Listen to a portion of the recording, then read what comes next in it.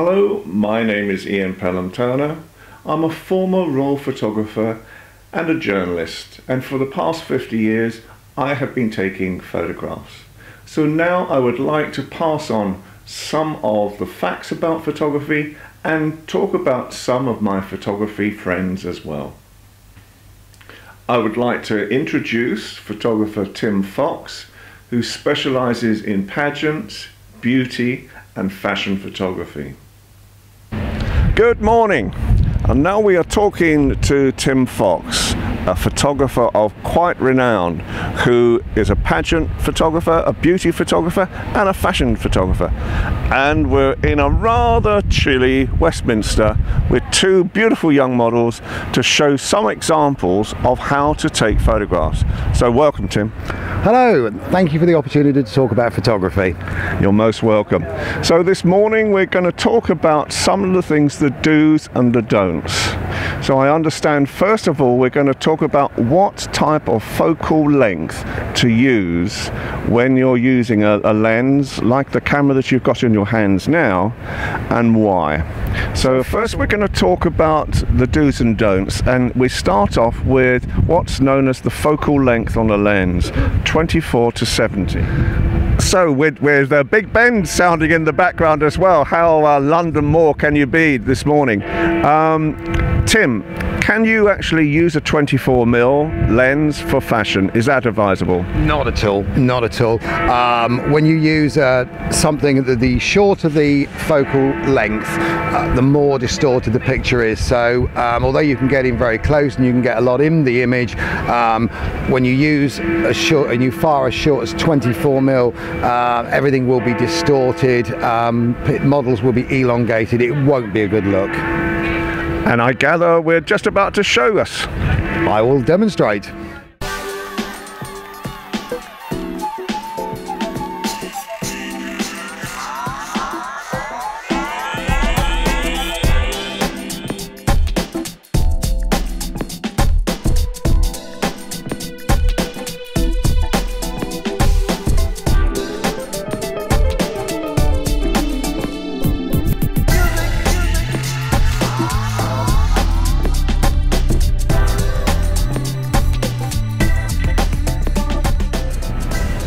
So Tim, I can see from the images on the back of the camera and the resulting photographs that we're seeing now as well, that it really does distort people's heads, the images. It's got a big head and a very small body. It doesn't look good.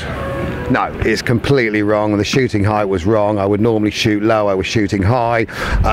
Going in that close at 24, as you said, you distorted heads, body. I mean, they just look like selfies on a phone, really. So Tim, now you're going to show us the real way to do it. Just tell me what length lens you're going to use and why. Now we were shooting on 24, I was shooting high and I was shooting close. Now I will be going to the other extreme of this lens, right out on 70mm. I'll be further back, I'll be lower down, which will give the models a far better stance. Great, let's show us. Thank you. Presently we're on 24mm. Now we're going to zoom out with this ring here all the way to 70mm.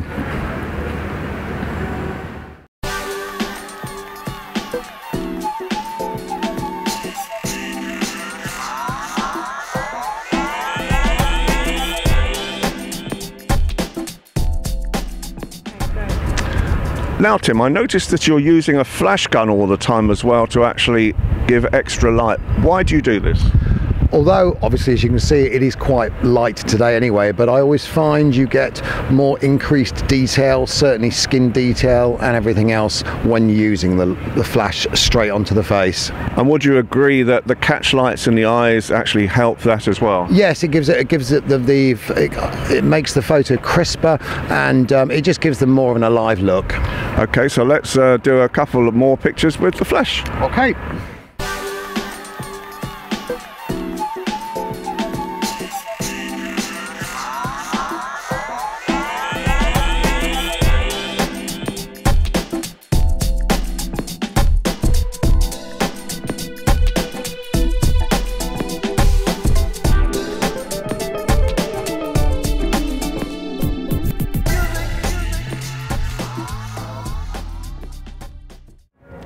So Tim, now you're going to show us a technique that's very effective, that can be used even with the most inexpensive cameras, and it's called panning, I believe. Yes, that's correct. You set a very slow shutter speed. We're going to try somewhere around about 1/8 today.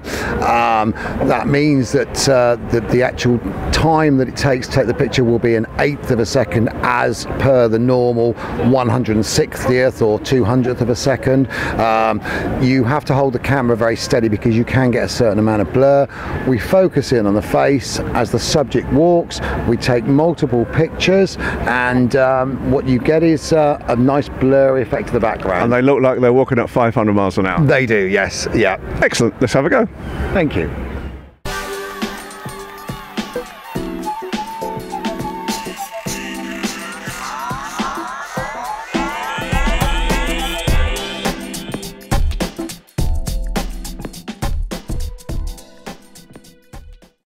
So Tim Fox, it's been wonderful to work with you today. Thank you, Ian. It's been a pleasure. Now, how can people get in touch with you if they wish to have your services? They can go to my website, which is my name and photography, timfoxphotography.co.uk. They can also find me on Facebook under the same name, Tim Fox Photography 1, or they can just send me an SMS, text me on 07831 385 393. Tim, it's been a pleasure. Thank you so much. Thank you, Ian. Okay, are you ready? Right, let's do this. Okay, look towards me. That's good. Drop the shoulder a bit for me. Up a little bit. And turn around. Very nice indeed. Bring the head towards me a little. Yeah, that's good. Chin down a touch. Great. Lovely. Look straight at the camera for me. And again. Lovely.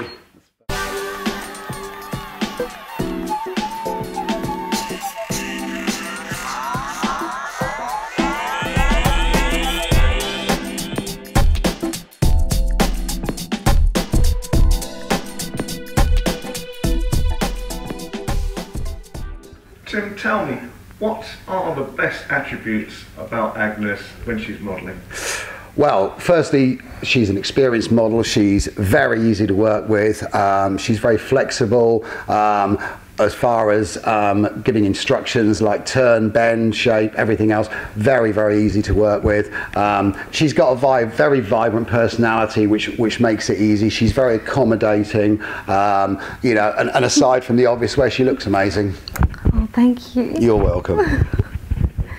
And here is Charlie Japanese, one of our presenters, talking to another great friend of mine, a photographer who I mentored in the first instance, Tim Baxter. This day, Tim Baxter is a successful photographer. Once so, he's suffering from the cancer. He got better. Now we are talking to him today. Now we are going to talk to Tim. Hi, Tim. Hello, Charlie. I want to know, now you was recovered from the cancer and now are successful from photograph. Can you tell me about that? Yes, well, obviously, as you know, I had cancer and I've had an operation to have it removed. And in that time, I wrote to Ian Pelham Turner to ask for his help, and he kindly agreed to mentor me for 10 months. Now, the mentoring is finished, and I've started up my own photography business, and I've been getting a few orders already now. It's still in its infancy because I only started up in November of last year, 2014. But I have had a few photo shoots with a few families, and I've done a couple of events, and I've done a few local village things as well. Was photography always passion? Yes, I've always loved photography. Art has always been something I've had a passion about since I was a very young child. My father unfortunately persuaded me to follow a more academic route, something I've always regretted in my life. But I've now started up with photography again. I've always enjoyed photography. I've done it as a hobby. It's never left me. But within the last few years, I have taken it seriously and started doing a lot more with it and getting more involved in it. I understand you are on a list. To the photograph royal. Can you tell me about that? Yes, well, Whilst being mentored by Ian, I've been trying to raise my profile a little bit and get some business in as well. And I wrote to some of the royal members of the family, and I was very lucky that some of them wrote back. Some couldn't help me, but there was Prince Charles's secretary who wrote back to me and said that they would like to include me on a fixed point basis, which meant that I could then go along to special events that the royal family are having and photograph them from a fixed point. This is a picture of Kate, Camilla and Harry, and it still makes me smile because it captures a moment on the Queen's birthday.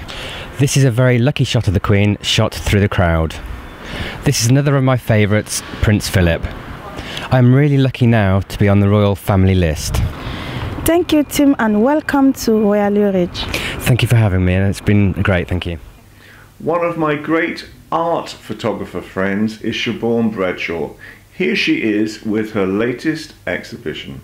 Hello and welcome to Female Channel UK again, and today we are doing a piece on Siobhan Bradshaw, who's a great personal friend of mine and also a magnificent photographer, and you have a new exhibition. Siobhan, tell me first of all, what is the title of the exhibition? Tomorrow Belongs to Me, and that is the title of that picture. It's a screen. So tell me a little bit about what actually first got you started in photography. What were the type of things that really inspired you, and what's really created this exhibition? What's the momentum behind this exhibition? I think living in Soho was very cinematic, and I used to watch a lot of movies, and it was like there would be nothing else that could be like, you couldn't really walk around drawing. Well, I didn't feel inspired by that, so it felt so normal to pick up a camera and so instant, and I wasn't really interested in like the perfect pictures. I was interested in the movement, the kind of blurs, the energy at night time, and these kind of things. Why Soho so much? It's like the center. It's such a unique place, and it was the best place that I ever lived, because there was just always something happening from your window, and then there are all these moments that are really quiet, especially when I used to go out and photograph at night. So there are all these different elements and layers and stories, and it's just a fantastic place like that. There's nowhere else like it, maybe New York. And I gather your mother was a photographer before you, but that might have put you off at one stage. Yeah, it did, definitely. But I was, in fact, I started art when I was about 14,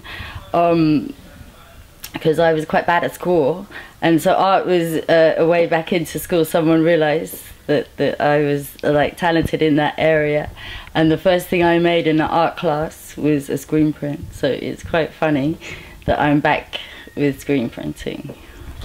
And you trained as well? Yeah, I did a BA in fine art at Central St Martin's in '93, and that's when I was living in Soho. And I'm back there again doing my MA Masters in photography. So what do you really like about the night? And you were saying as well that you think these days that some of the images that you see of women are demeaning. How do you think your photographs really sort of give off the right type of message, and what type of message are you trying to actually express? I think I found it most demeaning in like pop videos. I mean, it always had those elements, but and in music in general, it was just becoming more and more.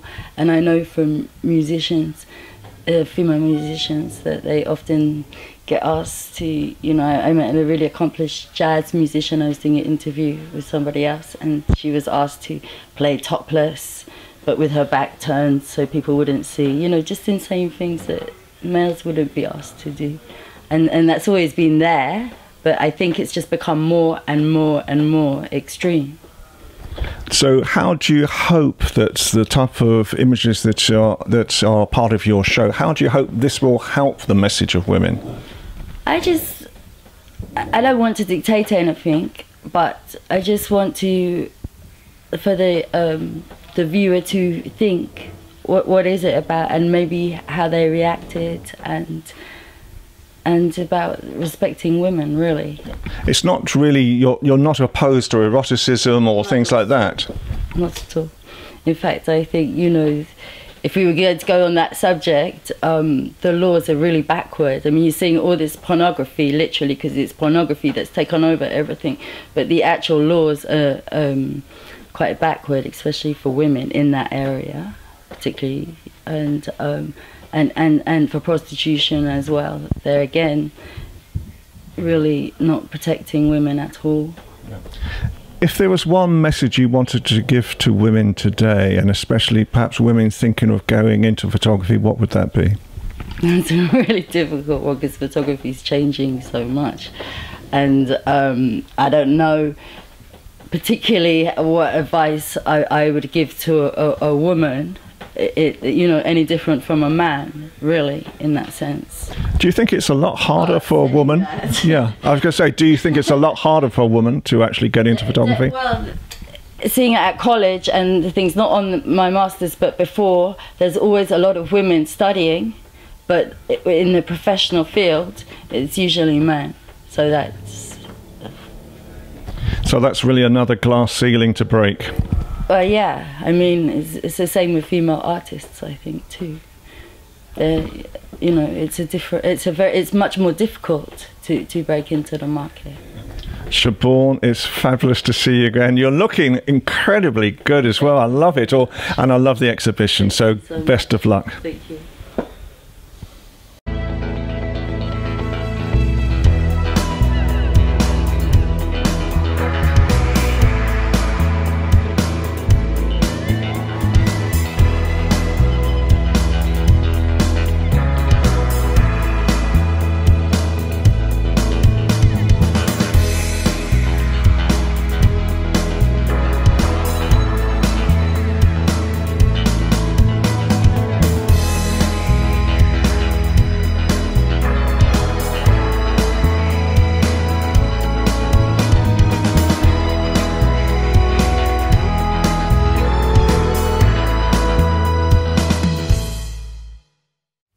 One of my great photography friends is Helena Shard, another royal photographer, and here she talks about one of her major royal photograph experiences.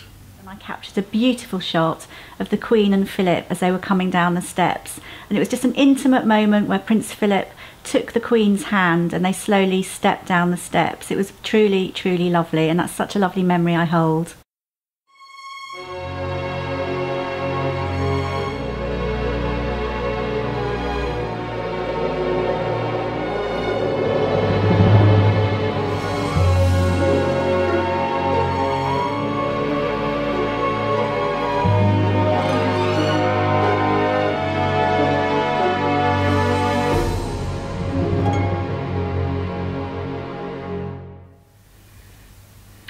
The camera you can see now is a DSLR camera, a digital single lens reflex camera, and it's the type of camera I have been using primarily for the past 50 years since I first started becoming a newspaper photographer and all the way through my different careers in journalism as well.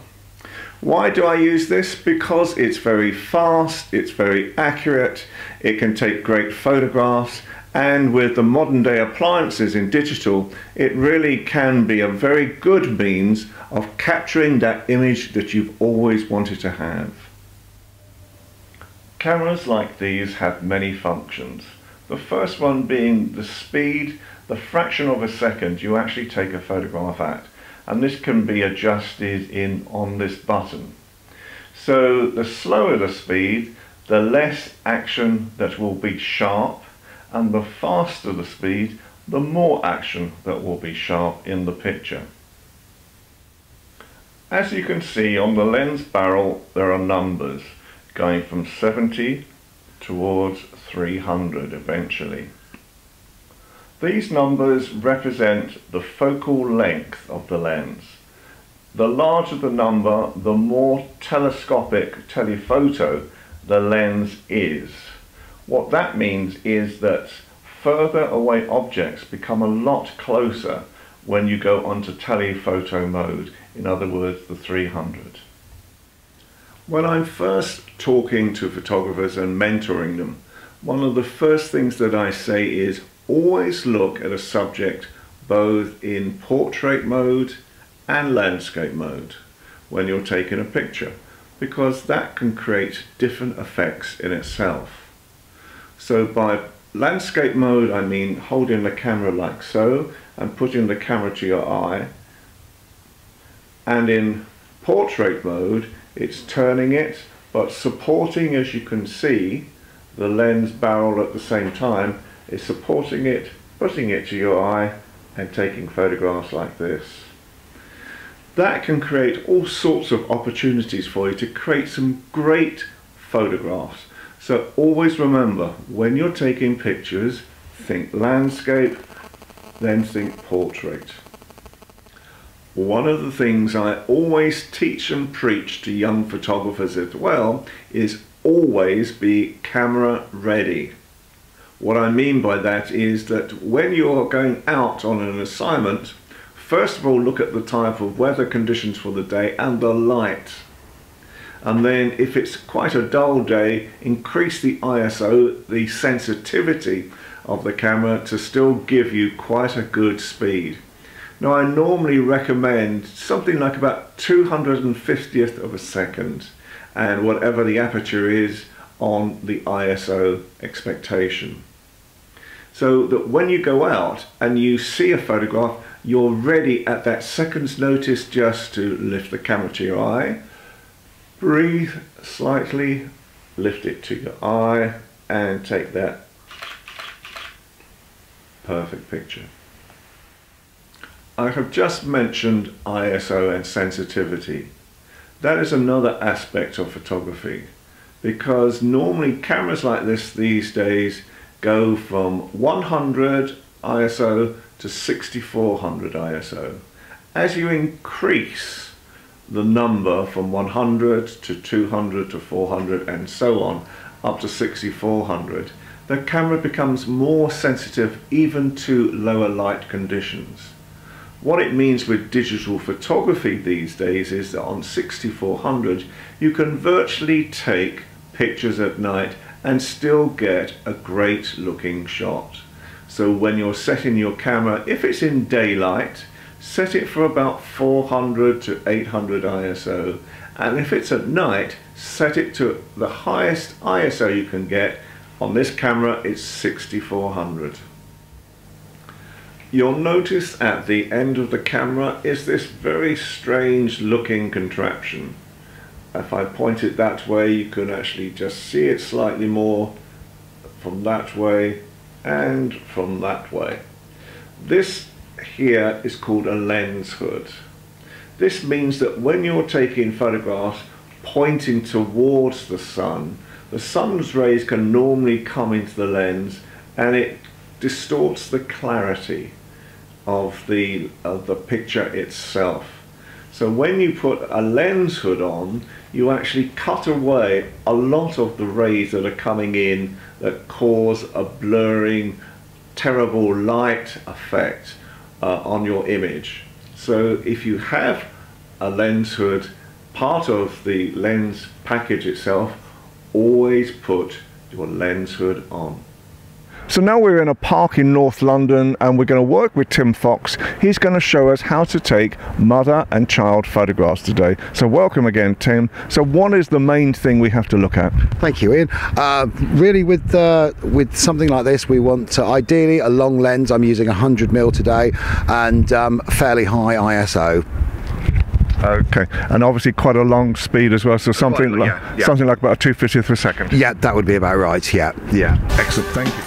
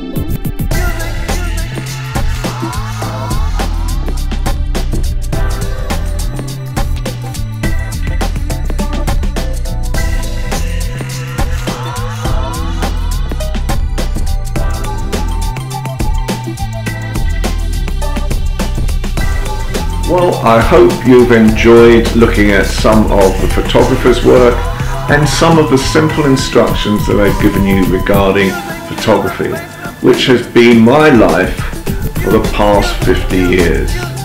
So until we meet again, good picture hunting and have a great day.